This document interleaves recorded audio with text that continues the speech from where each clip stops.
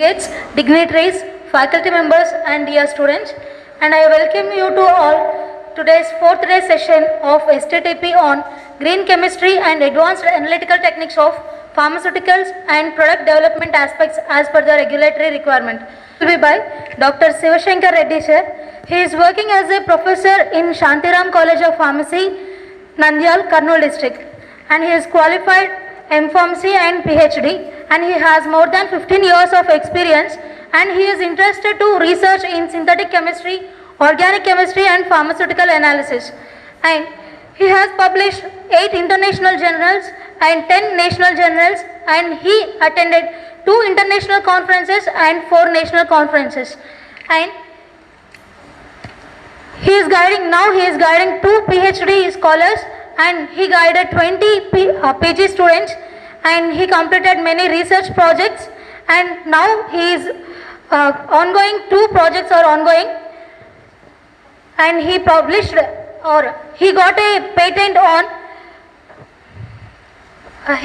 one patent, and he is a member, he got a membership in 2 professional bodies in Indian Pharmaceutical Association and Association of Pharmacists Teachers India. So this is my privilege to introduce him. Now I welcome Sivashankar Reddy sir to take over the session. To one and all, I am Sivashankar Reddy from Shantiram College of Pharmacy. I think brief introduction about me is already being told. Let us move directly into the topic. So today's topic is about the green methodology in pharmaceutical industry. Okay, so before we begin this topic, let us see why this green chemistry has become so important in the pharmaceutical industry. So this green chemistry is not only important for the pharmaceutical field, but in every walks of life. Okay, it not only in pharmaceutical industry, in any other industry, this green chemistry is also important.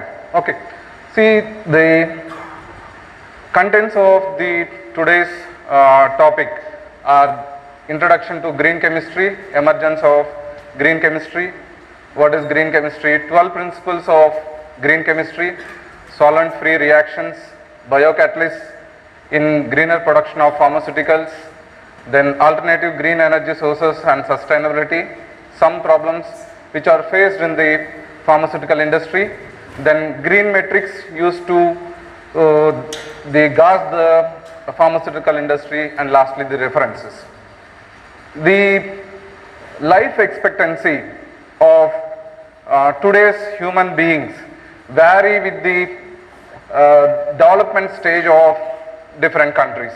If you look into this slide, we can see that the maximum life expectancy is about 82.4 years, and the least being less than 55 years. So if you look into this geographical map, the developed countries have got the better life expectancy. We will see how this is related to the green chemistry in the next coming slides. Okay, and before some 20 years back, the overall life expectancy was around 50 to 60 years, whether it is the developed country or the underdeveloped country or the developing country. Right. See, the reasons for the development or the increase in life expectancy. Okay, so according to today's classification, the 65 years of 65 years of old people are considered the younger generation. Okay, right? Because when we say that the life expectancy is 55 years, then the younger generation was around 25 to 30 years of age. But according to recent the categorization, the younger generation are 65 years of old people are considered as the younger generation. So what is the reasons for increase in life expectancy? That is the achievements in the pharmaceutical field, that is drugs, newer drugs being put into the market for almost all each and every disease, then safe drinking water and sanitation, safety concerns such as lightweight helmets, then that is to prevent the accidents or to tide over the accident, that is the other reason. Then better pesticides, herbicides to increase the yield of the agricultural products.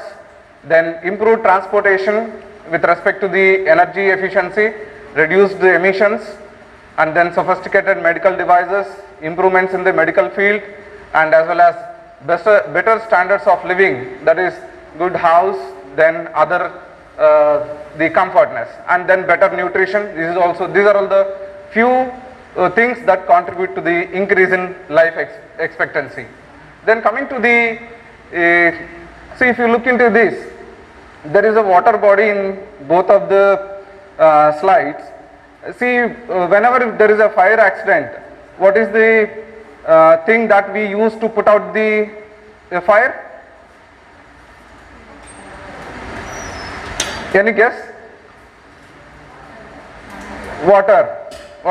Okay. But see in this slide, the water is itself catching fire.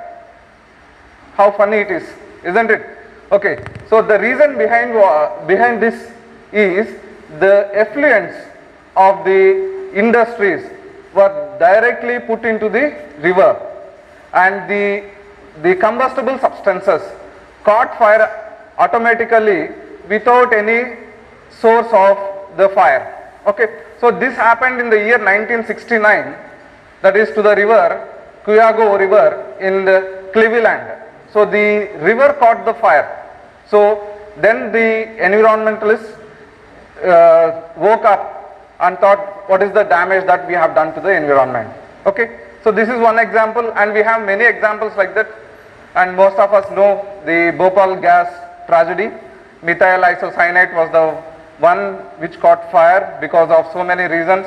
That is, the alarming system was put off, then hectic schedule, then stop it, that is non-working of the refrigeration system. All those were the reasons behind this Bhopal gas tragedy.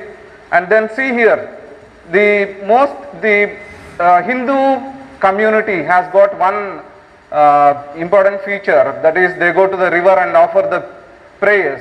Okay, see that there is lot of foam in the river in spite of that is the ladies taking the dip in the river.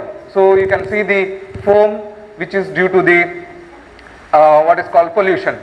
And this is one more thing, that is chemical snowfall in Bangalore.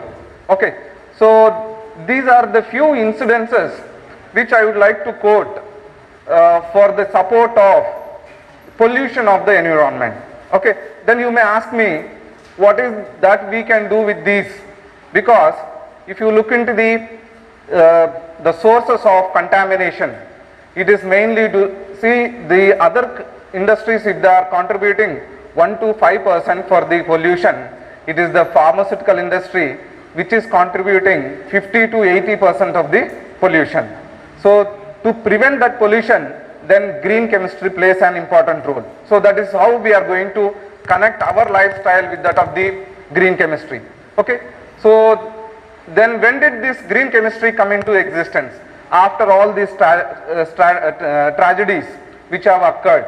Okay, then they thought that we should have a separate laws to protect the environment, and in the year 1990 this Environmental Protection Act, EPA, was framed to control the pollution or to prevent the pollution. Okay, before that the bodies were there to control the pollution, but after seeing all these tragedies, then they thought that the more stringent laws must be there for the protection of the environment and not to pollute it. So this EPA came into existence in the year 1990, and according to this EPA, the statement, it goes like this: pollution prevention is reducing or eliminating waste at the source by modifying the production process, is the statement given by it. And then how do we do it? Promoting use of non-toxic or less toxic substances, implementing conservative techniques, and reusing materials rather than putting them into the waste. And then the policy change from pollution control to pollution prevention. Okay, so that was this change in the laws. and industries were encouraged to spend more amount of their R&D to reduce the pollutants that are coming off from the pharmaceutical industry. Okay. Then the first person to bring into the concept of green chemistry was the Anastas. Okay. So he was appointed as the chemist at the EPA in the year 1990, and he was the first person to coin the name green chemistry. And later on he framed the 12 principles that a pharmaceutical industry or any industry should practice so that we are going to protect the environment. So the 12 principles, so the person behind them was the Anastas and then John C. Warner. These two persons were considered as the fathers of green chemistry. Okay. Then the Royal Society of Chemistry, that is the RSC, launched a renowned journal known as Green Chemistry in the year 1999. Okay. Then what is green chemistry? So we have seen how the environment have been being polluted by the industries, and we have seen what are the causes of the ill effects of the pollution, and we have now they have framed a board and how it is going to act. So before we go into the concepts of green chemistry, let us see what is actually green chemistry. See, the green chemistry is also known as clean chemistry or the sustainable chemistry. It is also called as the eco-friendly chemistry. So in the year 1991, the EPA has asked all the industries to follow this green chemistry. Okay. So green chemistry prevents pollution at the molecular level was the philosophy to all areas of chemistry, whether it is the pharmaceutical industry or any other industry. Wherever you have the word chemistry, then they should comply with the EPA. Okay. Then it is not a new branch of chemistry. It is as similar as the subjects we have: organic chemistry, medicinal chemistry, inorganic chemistry, but it is the process how it is being practiced that is known as the green chemistry. So it is no different from the regular subject of chemistry, but how we are going to practice it is the way that you call it as the green chemistry. Then it can be described in number of ways. So that is the pollution prevention at molecular level, then benign design of the design in the change in the process, then environmentally benign chemistry, stopping pollution before it starts. So it encourages innovation to prevent the environmental pollution, then use of green techniques, then methodologies to reduce or eliminate the pollution, then use of generation of feedstock, products, byproducts, solvents, reagents which are not hazardous to the environment. Okay. Then general definition: invention, design and application of chemical products and processes to reduce or to eliminate the generation of hazardous substances. So what are the changes that we need to do to be called as a green chemistry? So change in the design, change in the manufacturing process, then its uses, and ultimate is the disposal of the waste material from the so-called the industries. So hazardous need not be a toxic substance. Okay, it may be a flammable substance, explosive, then persistent chemicals in the environment are also categorized on the word hazardous. Okay. So we have the 12 principles of green chemistry. So first is to prevent the pollution rather than treating it, or treat the pollution rather than, so stoppage of treating the pollution rather than the stopping of the pollution. Okay. Then incorporation of all materials into the final product, then little or no toxicity component to be used, desired function and minimizing their toxicity, use of auxiliary substances wherever is necessary, we should stop them, and if there is any alternative, then use the alternatives. Energy requirements, that is how much heat you are going to, or what is the energy you are going to use for the synthesis process, and so on. And these other principles are renewable rather than depleting. So what all the materials you are using in the chemistry process, use them as the renewable substances rather than the depleting one. Then unnecessary derivatization like the protection, deprotection that we commonly do in the synthesis of the amino acid sequences. Then prevent the reagents or the waste that is put into the environment. Then use of catalytic reagents. Then that is the prevention of the substances which cause damage to the environment. Then in process monitoring. So during the synthesis process itself, there must be there is the sensor mechanisms to what temperature you have to maintain, for how much period it should automatically stop. That is minimizing the human errors. Okay, and the final one is the other than that, the Bhopal gas and other things have happened because of the chemical accidents. Thousands of people have died, and the remains of it is carried on to the years and all. So that was also one of the point where the 12 points of the green chemistry have been incorporated. So if you look into it, these 12 points are categorized into two groups, that is the reducing risks. So principle number 3, 4, 5 and 12 comes under the reducing risk, and then minimizing the environment footprint, that is the 1, 2, 6, 8, 9, 10 and 11 are part of the minimizing the environment footprint. Then see the so now we have seen the 12 principles. I will just give you some examples where these 12 principles are being practiced, and we will just wind up here. Okay. So the statement given by Aristotle was that no reaction occurs in the absence of solvent. He said that there must be a solvent for a reaction to occur. But nowadays this person Tanaka et al., so he was the first person to prove this statement as wrong. So we know we don't need a solvent for the reaction to occur. Okay. So this solvent free synthesis is also a part of the green chemistry. Okay, that is, without any solvent we can synthesize the products from the raw materials or the starting materials. So see how the solvent free synthesis has led to the green chemistry process. That means, see, the solvents that we use, that is ethanol, sometimes we will be using acetone, then the hexane, DMF, if chemistry students in regular lab also, most of us we use the ethanol as the common solvent. So ethanol is also not that is, it is combustible and it is not good for environment because it increases the temperature of the environment.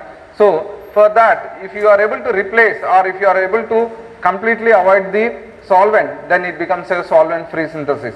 So here, without using the solvents, we can synthesize the materials with the milder conditions than with the solvent. Okay, so now the trend is that no solvent is the best solvent. If you are not going to use the solvent, then that is the best process that you can practice. This is the one that we can do at laboratory level also. Okay, so we will see the list of experiments how we can practice in the daily life in our laboratory and consider them as the green chemistry. Okay, so ways to be solvent free. So what are the different ways how we can say a process is solvent free? Okay, so mixing of two solids, okay, and then grinding them together is one process. Okay, and the main requirement for this is the two components should have lesser melting points. Then we can easily synthesize the compounds by this method, mixing of two components, two solid substances, or one of the reactant is a liquid, another reactant is a solid, where we can just mix them together and the reaction can occur. That is the second concept of the what you call the solvent free synthesis. So the reactions occur to completion without formation of any side reactions. So this is better than the conventional solvent synthesis. Okay, that is the synthesis of components in the presence of solvents. Okay, so the best example that we can share here is the synthesis of aspirin. Okay, so that is, see, you can see here we are using not only the just mixing method, here we are using the catalyst, that is and also microwave for the source of energy for the reaction to occur. So it takes only 5 to 14 minutes in the presence of a catalyst and with the help of microwave, and in the second part no catalyst, and it takes the 10 to 13 minutes by using microwave. Okay, and normally if we want to synthesize aspirin, we need to reflux the components maybe minimum to half an hour to 1 hour. Okay, but it is in the matter of half an hour we are going to completely synthesize the final product along with the purification process. Okay, so this is how the solvent free synthesis takes place for the synthesis of aspirin. So there is also another reaction with the help of the catalyst, biocatalyst, the lipase as the enzyme. Okay, so here esterification using the lipase as enzyme and no solvent is being used, and then the another concept, that is solvent free or solventless mechanochemical solid synthesis. Okay, so this is the grinding method. So here we put the two reactants in a mortar, and then we grind it with the help of a puzzle, and we get the initially it is due to the melt process, or the two components will go into the melting stage. Then at the time we add the catalyst, and that will generate us the product. This is another way of giving the product without using any solvent. Okay, and the concept is, that is, when we synthesize a compound, we do the physiochemical tests whether the compound is formed or not. So what is the one of the basic principle, or what is the one of the basic method to say that the product is formed? In our lab we synthesize the product. After synthesis, we do the filtration, dry the product. What is the next step we do? For characterization. No chemistry students or no chemistry people? I think we need not be a chemistry person. All of us are by studying organic chemistry or inorganic chemistry. Organic chemistry, after synthesis, we filter the product, dry the product. What is that we do next? Recrystallization. Okay, after that, how do we then we say our product is not Formed. Okay, so if impurity is present in the compound, what will happen to its melting point? Increased or decreased? Melting point of a solid is increased or decreased if a impurity is present?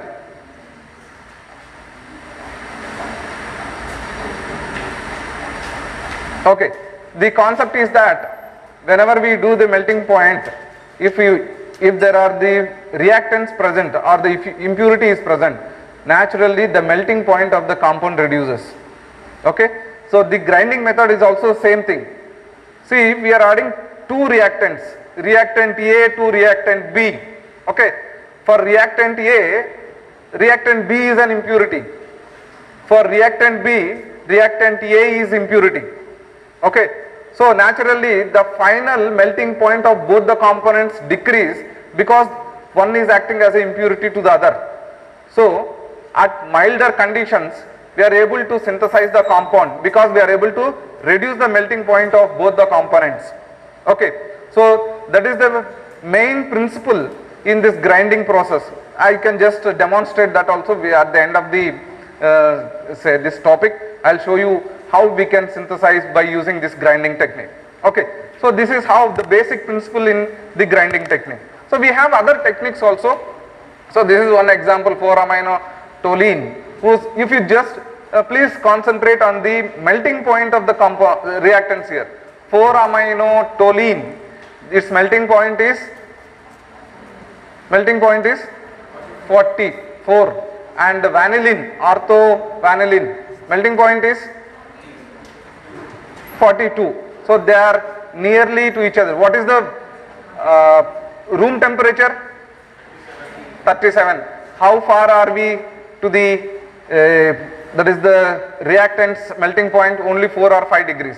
Okay, so that temperature can be provided by grinding process.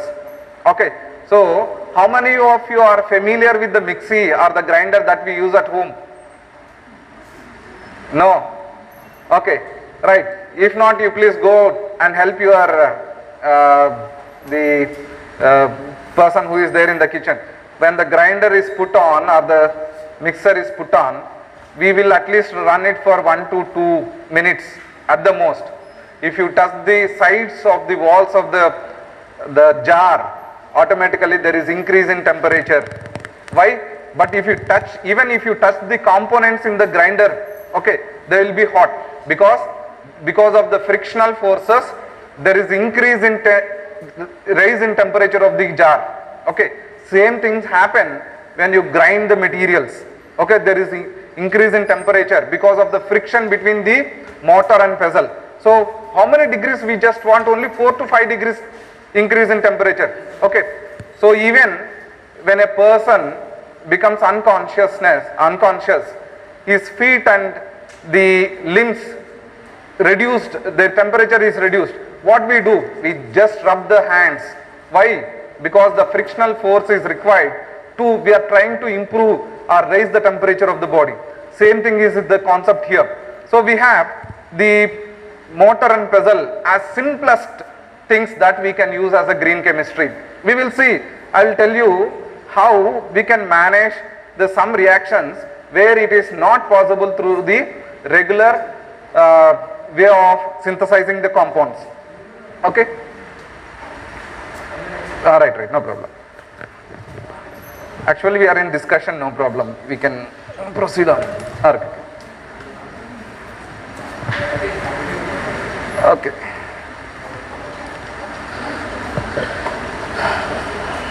Right. So let's move. This is how one of the simplest ways. So we can try to see the main thing that you can try out. Okay, is the melting points of the two reactants must be lower. Okay, somewhere around 45 to 50 degrees. Okay, and if one of the reactant is nearly 80, 90 or 100 and the other reactant is at the lower melting point, in that case also it works out. Okay, right. I'll tell you some of the examples where it is not possible to synthesize a compound by the conventional methods and where we can do with this grinding method. Okay, right. This is one, and this is another reaction where we can do it by using the mortar and pestle as the green chemistry. Okay, that is laboratory scale. Normally, if you want to synthesize this azomethane, okay, the disadvantages are the low yield, then long reaction time, using of toxic solvents are the disadvantages.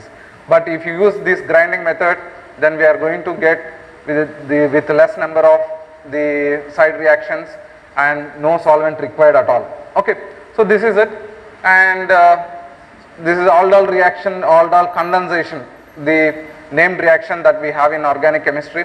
So aldehyde and a ketone reacts to give the aldol or the aldol product, condensed product. So this is also this is also one of the green method. You can just grind them and get the things. See here, this is another example. Look at please concentrate on the melting point. They are less than 50. Even this is also less than 50. So it worked out. Okay. So solvent, solid.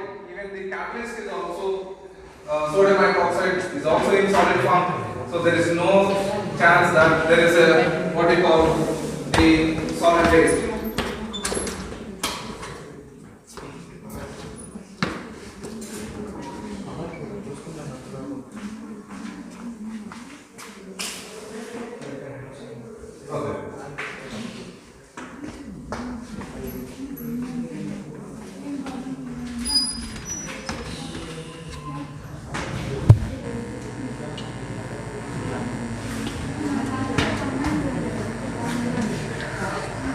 The next concept of the green method is co-crystal formation. That is co-crystal solid state synthesis. See what are co-crystals? So we know what are crystals.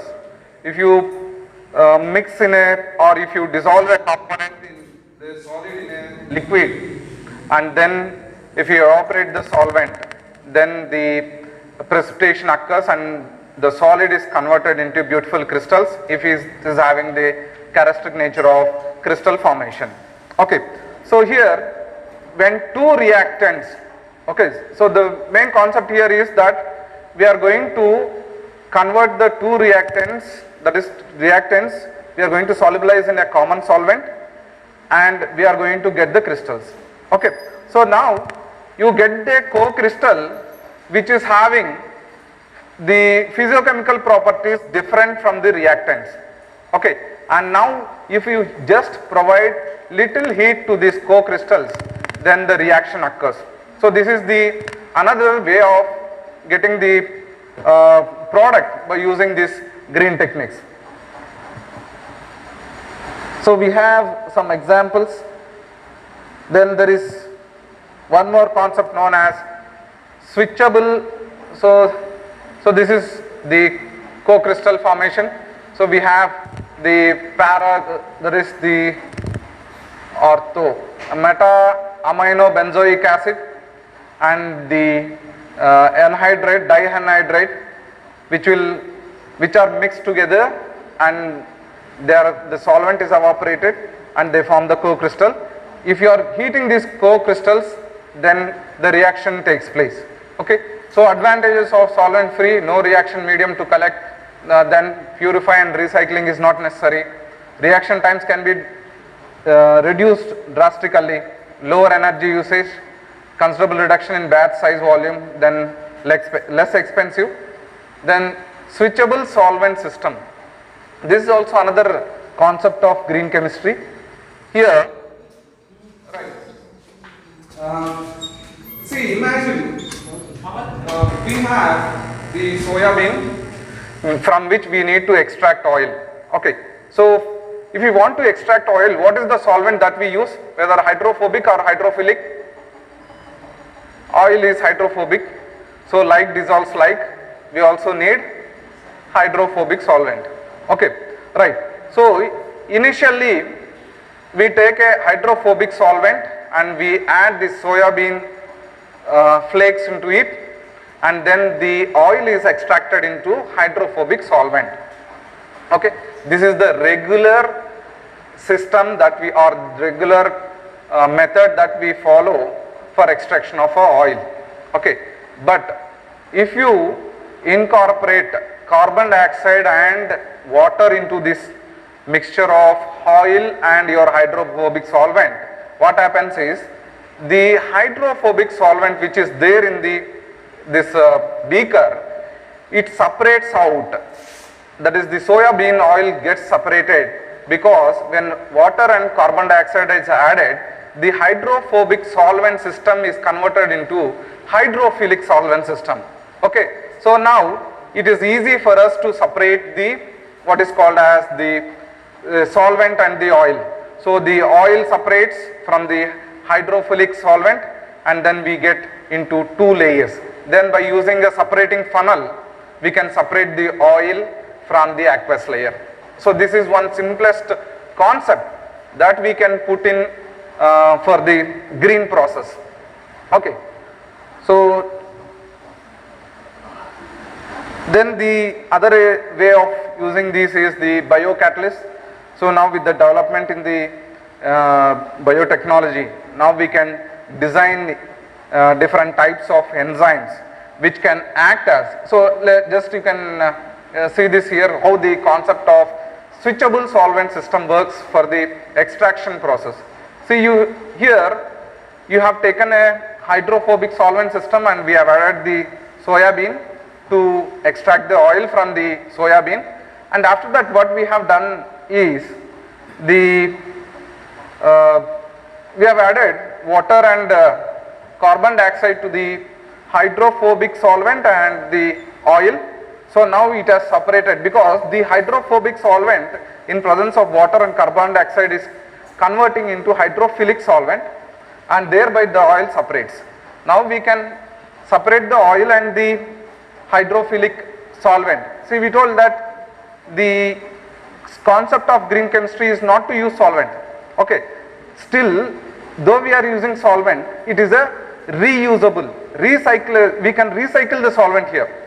So now you heat the system, carbon dioxide is evaporated, and again hydrophobic solvent is generated. So just only addition of your soya bean flakes is needed, and the cycle goes on, and there is, once you have a specified volume of the solvent, it can be used n number of times. Okay, so we are not going to dispose the solvent, it is a reusable solvent. Okay, so this is called as switchable solvent system. Okay, then the biocatalyst, like we told, we can use enzymes or the natural products. See here, we have used thiamine hydrochloride as the catalyst here. Okay, which is a natural one. Okay, then advantages of the biocatalyst. So at mild temperatures we can run the reaction. The enzyme or whatever the enzyme or a catalyst we are using, biocatalyst is, we can recycle it, we can again collect at the end of the reaction. So and then we have, it is more economical when compared to the other catalysts, and they are not harmful. If you want to dispose them, we can dispose without causing any, they do not cause any harm to the environment. Okay, then these are all the biocatalytic reactions can occur at, see the 12 principles of green chemistry. If you are using a biocatalyst, the 10 principles are being satisfied if you are using a biocatalyst. Okay, so how efficient, we can say how efficient these biocatalysts are in the green chemistry. Okay, so then coming to the alternative sources for the green chemistry, we have the microwave assisted irradiation process for synthesis of compounds, then taking the use of ultrasound, and the third is the light induced photochemical reactions. So these are the three alternative sources. Instead of using a conventional heating process, we can use these because they do not cause any harm to the environment. Okay, or they are energy efficient when compared to the thermal process. Okay, so microwave assisted, then the ultrasound or the sonochemistry, then light induced photochemical reactions. So here are the few advantages of these three methods over the conventional method, and how the microwave heating is better than the normal thermal heating. See, when you heat the what is called the round bottom flask, only the surface of the round bottom flask which is in contact with the flame is only being heated, and the components which are in contact with the inner part of the heating surface only will get heated, and the upper layer are still under the low temperature. So due to convection process, then the hotter substances will move up, and then so this requires more amount of energy. But if you are using microwaves, the microwaves are hitting, they are being used to heat the local part. That means uniformly heat is distributed all through the contents of the round bottom flask, rather than only the surface which is in contact with the heat. Okay, so that way this microwave heating is more economical than the conventional methods. Then this is one example for the hydrolysis of benzamide using these microwaves. So you can see how efficient it is. 99% conversion it takes place, and only 7 minutes it takes for the hydrolysis. Okay, then this is another example for the microwave, and later the change in the catalyst that is concentration of a catalyst. If you change, then there is change in the product formation. There it is the sulfone if you are using 3 equivalents of the catalyst, and if you are using 1.7 equivalents, then you get a sulfoxide. Okay, so we can precisely select what we want, whether it is a sulfone or the sulfoxide. Then the other examples, see, I told you what all the experiments that we can perform by using this green chemistry. So in our syllabus, B Farm, if you take, there are 12 experiments, and I think even the say M Farm chemistry also, there are 15 experiments, and even the Farm D also almost less or more the same experiments. If you look into these type of reactions, the same syllabus, we have each and every experiment can be done by using this green chemistry. Okay, so that is the microwave or the grinding method or the sonochemistry, whatever it is. So we can practice them in our daily life. Okay, then the sonochemistry, where we will be using that is the 20 to 100 kilohertz frequency for inducing the heat. Okay, so cavitization is the concept in sonochemistry. So advantages of sonochemistry: reactions which run by using the ultrasound or the sonochemistry. So these are the two reactions. See, the second reaction, if you look into, if you are using this that is the sonication process, normally the copper, the size of the copper catalyst is 87, but if you are using the sonochemistry or the frequency radiations, then they are reduced to 25 micrometer.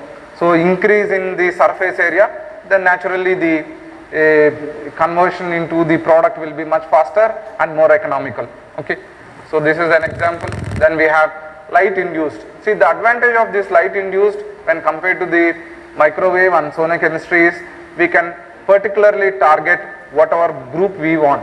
Okay, by exposure of that particular say component. So in daily life also we have this reaction. So retina, there is redoxation which converts into isomer on falling of light into the eye. Okay, and then see, you may be knowing that when the children are born, that is infants, they are exposed to morning sunlight. Okay, that is also photochemistry only. So there the synthesis of vitamin D occurs in the presence of sunlight. This is another example. So similarly we can have the reactions in the presence of light, advantages of the that is the use of UV and visible radiation and IR radiation for the synthesis of components. And nowadays we have LED lights available as a source lamp instead of the there is tungsten lamps and all. So it's a better source, and we can select the radiation that we want more precisely by using this LED. Okay, so this is one of the reaction where ultraviolet radiation is used to synthesize one of the component. Okay, then so what are the problems faced by pharmaceutical industry? So until now what we have discussed is about the laboratory scale, how we can implement in the day-to-day life about the green chemistry. Then what are the problems that are faced by the pharmaceutical industry? See, the byproducts which are generated during the synthesis, then unreacted starting materials, spent catalyst, air pollutants, water pollutants, solvents. Okay, so naturally if you want to set up a pharmaceutical industry, they don't give the NOCs wherever you want, you cannot put. There are some special SEZs where you have to install our factory only in that SEZs, because what is the reason behind it is the pollutants. Okay, you cannot let them go into the environment. We have to strictly control them. Okay, so we will see how we can overcome this. See, please look into this slide. The percentage or the amount of waste generated per kg of a product synthesized. It is the pharmaceutical industry which is contributing 25 to 100 kgs of pollutant for a kg of a product. Okay, so now we can understand who requires this green chemistry, whether the pharmaceutical industry or the other industries. So majority is the pharmaceutical industry which needs this green chemistry. Okay, right? Then solvents, we have most of the solvents used in the pharmaceutical industry are flammable, then they are toxic to the environment, and they are air pollutants also. So what is meant by this persistent pharmaceutical drugs in the environment? Okay, persistent means, see, when the expiry of a formulation occurs, what do? We go back and give it to the, we don't purchase first instance. By mistake, if we purchase also, we go back and give it to say pharmacy. Okay. Then what these pharmacy people do? Will they keep it for themselves? No, they again repack it and send it to the industry from where they have purchased. Then what will the industry do? They cannot dispose into the environment. Then there is a pollution control board where they will have to give them to them, or they must establish a procedure to dispose them in a safer manner. That means they have to convert them into a non-toxic and which are not harmful to the environment. Okay, so what happens if they are there, or if you directly dispose them into the environment? See, there are very many examples if what these pharmaceutical products do harm to the environment.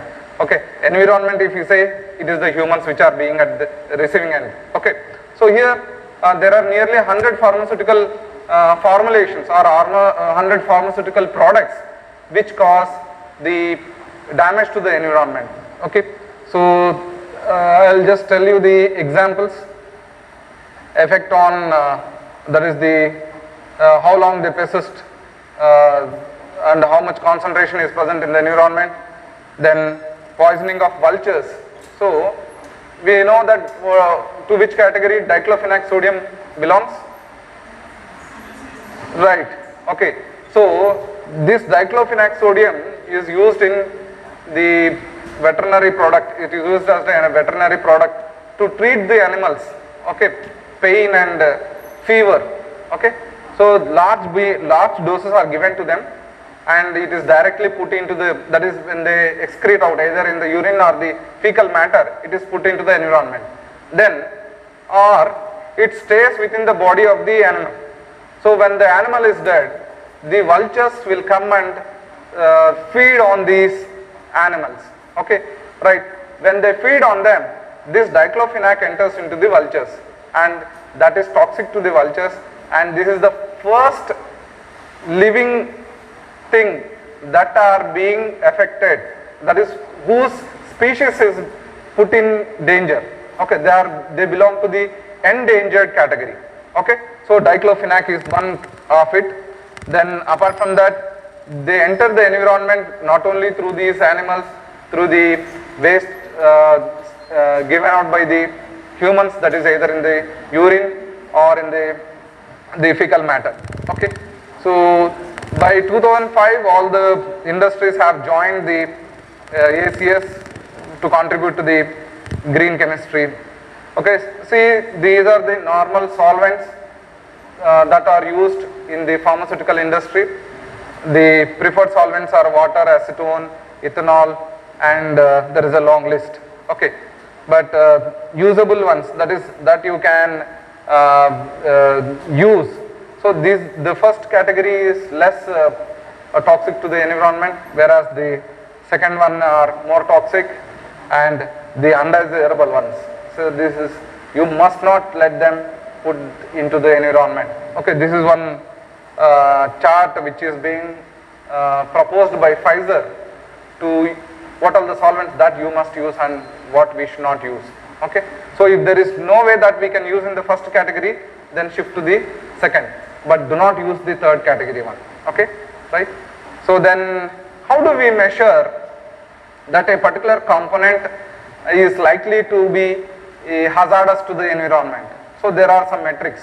So if you say the distance from here to here is measured in kilometers or weight in kilograms, so the economy of a synthesis of economic way or efficient way a particular synthesis procedure is good or not is based on some of the formulas like atom economy. Okay, so this can be calculated, that is the molecular weight of the product by total molecular weight of the reactants into 100, which is the percentage.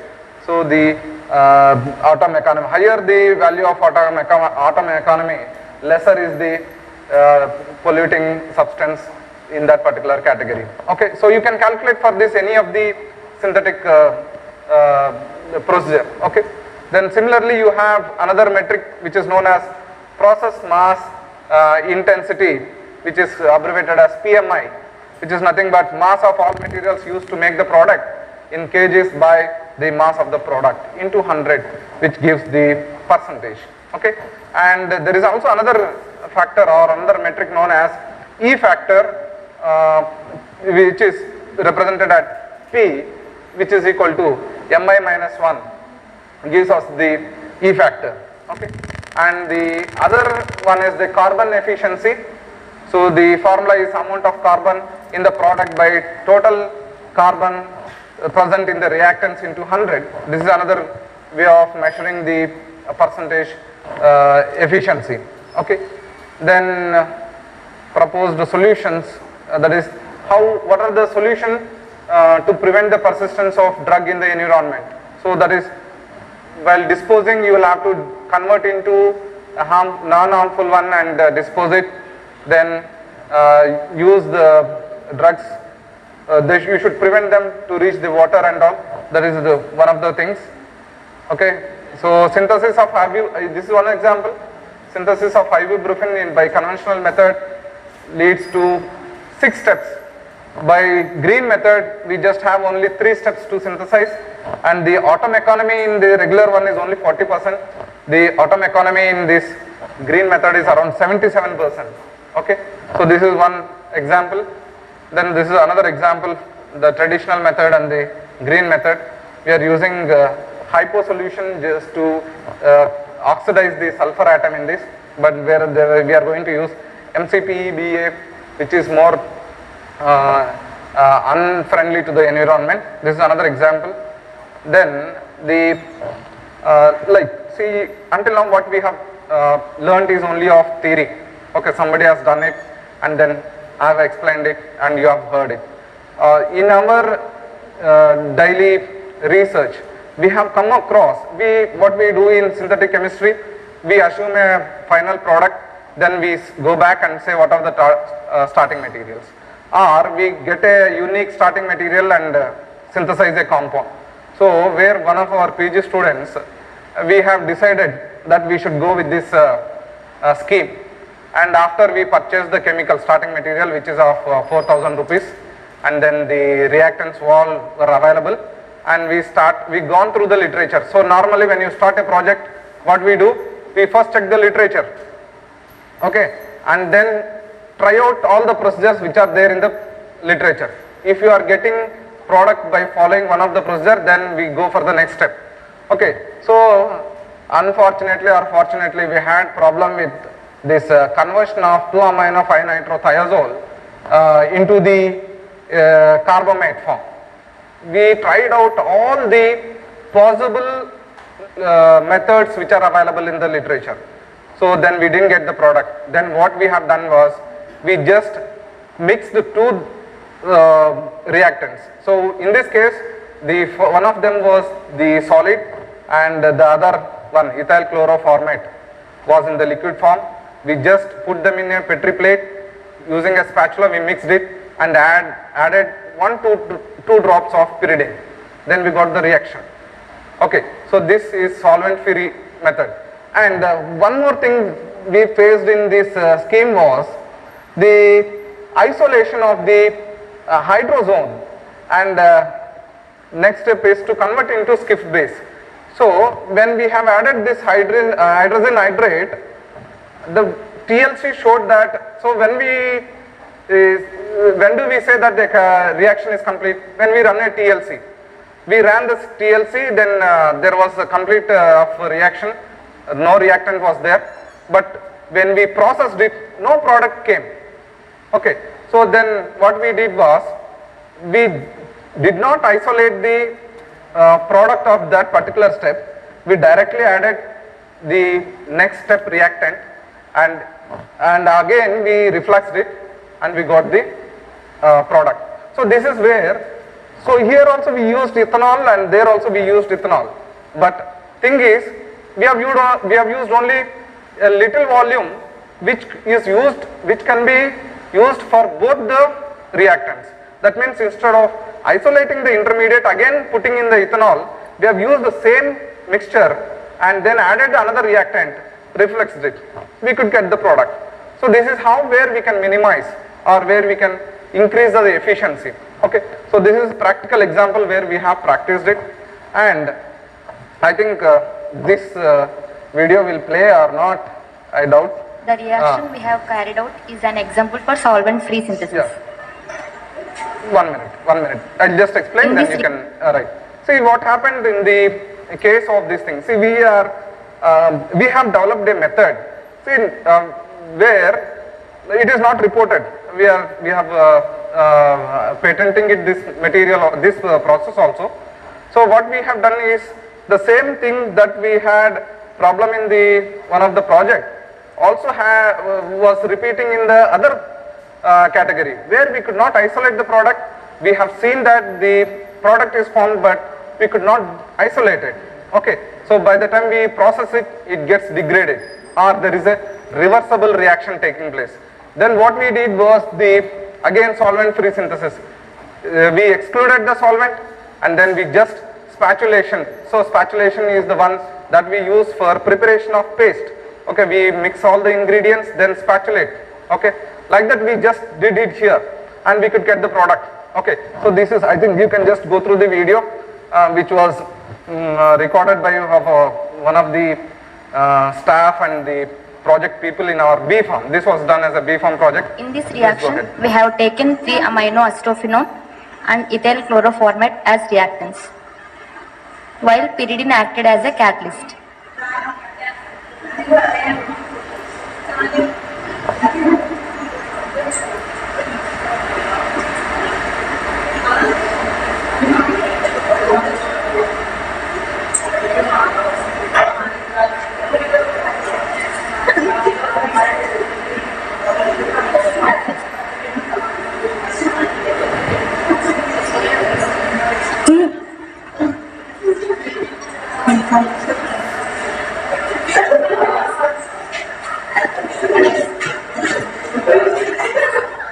Equimolar quantities of the reactants were placed on a Petri dish and mixed well.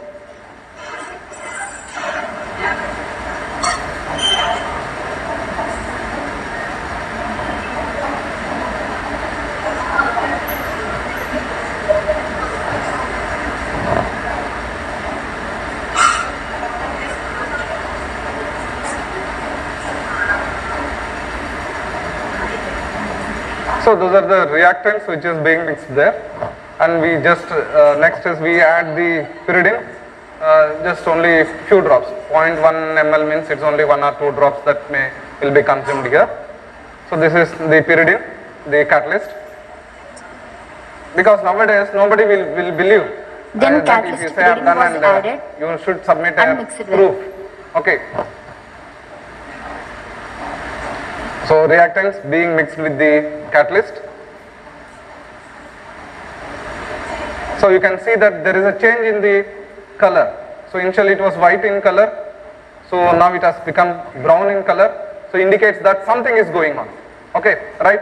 But for that we need to characterize. We need to take the NMR, All IR, this was carried out mass, in fumes cupboard. then melting point, all to establish that the product is formed.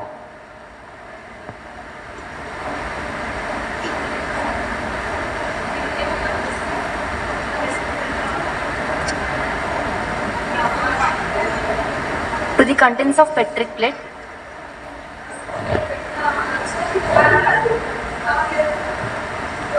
A few seconds, it will be completed.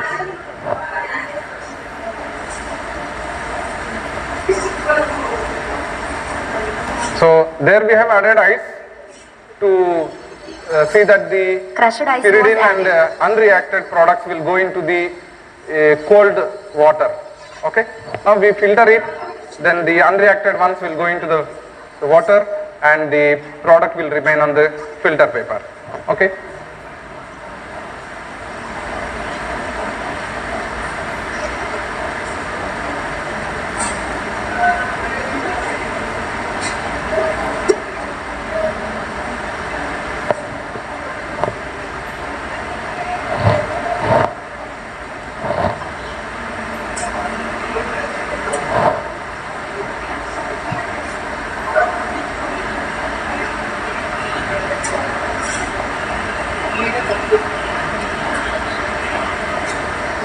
Then the contents were filtered.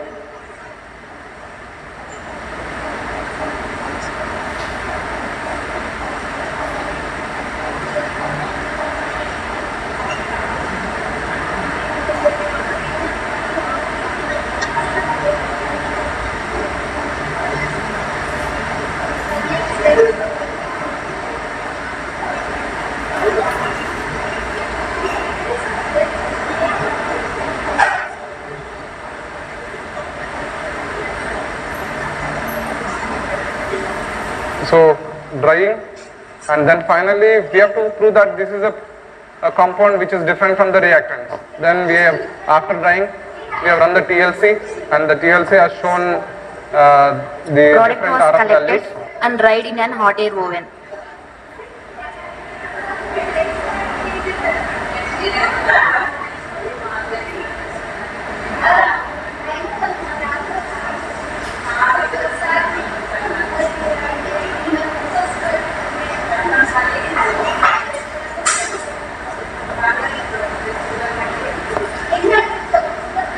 So the mobile phase for TLC, The formation of the product was confirmed by the physical parameters, which included melting point and TLC. so visualization of the TLC.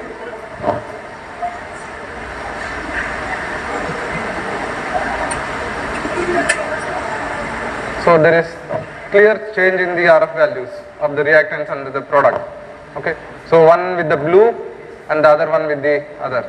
Okay, the lesser than one. Okay, I think we can stop. I think it's finished. You can go to the next slide. Then see, if you want, we can demonstrate the same thing because I had one chemical with me. You can try out. Put the reactants into it. You can grind and experience for yourself whether the things will work out or not. Okay, that is it. And then these are the major websites that we can search for the green chemistry, and these are the major journals which are representing the green chemistry, and the books available for green chemistry. Okay, this is it. Thank you all for listening. The main motto here is that not something we have achieved. So you all should have that zeal to practice in the daily life and how to overcome when there is a problem. Okay, so think differently. Apply your theory part to the practical part. Sometimes we may get the success. Okay, so if you can establish any one of these things, then you are the richest person. If you sell your the procedure to the pharmaceutical industries, 4 generations of your family can live without any job. Okay, so that is the power of green chemistry. Please do not neglect. So it is not that we have achieved something. I just don't want to focus that we have done this thing, that thing. But it's my request to the faculty or the students to practice them. So available literature is available. Why don't we practice? See, most of the experiments designed for the B-Pharm or the other things, they can be converted into a lab scale green chemistry synthesis. So we are conserving the chemicals, then we are using the efficient methods. Okay, we are in fact saving money to the nation, not only to your college, to your nation. And if you save some money, then college will be able to spend that money in some other thing, and can provide you more facilities. Okay, so this is all that I want to drive home today's concept of green chemistry. Thank you one and all. Are there any questions? You can ask, or you can just mail me or put up a question to your sirs.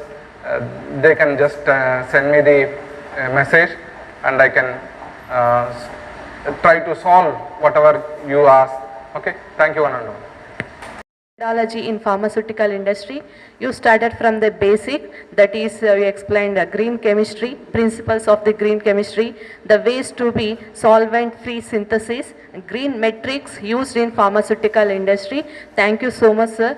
And now I invite Dr. Ramalingam sir and Dr. Vinod Kumar sir to felicitate our speaker, Shivashankar sir, Dr. Shivashankar sir. I welcome Dr. Shivashankar sir.